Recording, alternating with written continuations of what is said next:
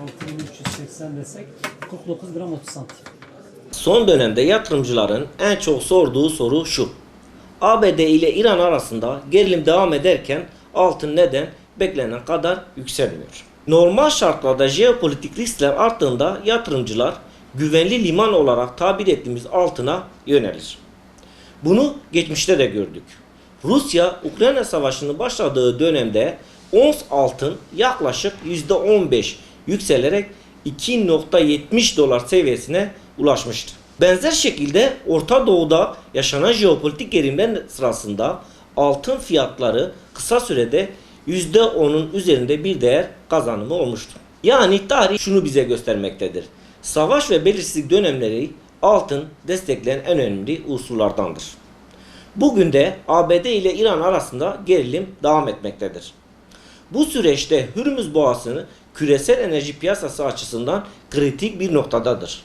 Çünkü dünya petrol ticaretinin yaklaşık %20'si 25'i bu boğazdan geçmekte olduğunu bilmekteyiz. Böyle bir bölgede risk arttığında petrol fiyatları da %10 ila 30 arasında yükselişler görmek mümkün olabilir. İlk bakışta bu gelişmeler altın için oldukça önem göstermektedir. Ancak şurada gözden kaçırılmaması gereken bir nokta: jeopolitik riskler tek başına altın yönünü belirlememektedir.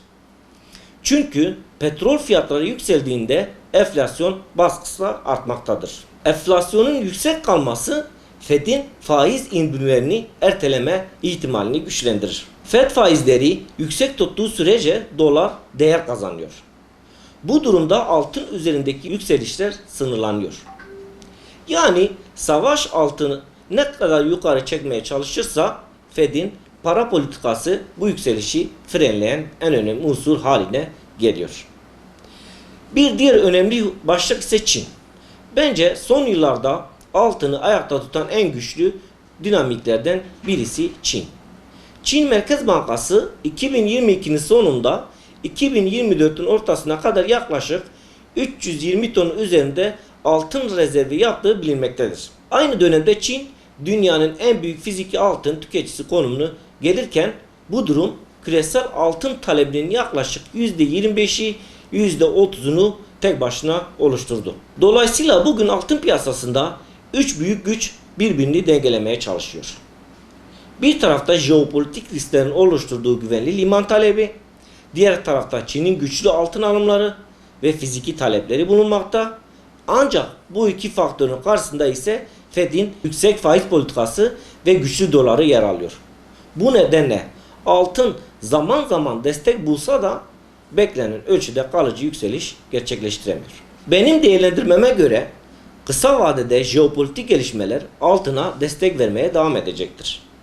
Ancak orta ve uzun vadede kalıcı yükselişin anahtarı Fed'in faiz indirim süreci olacaktır.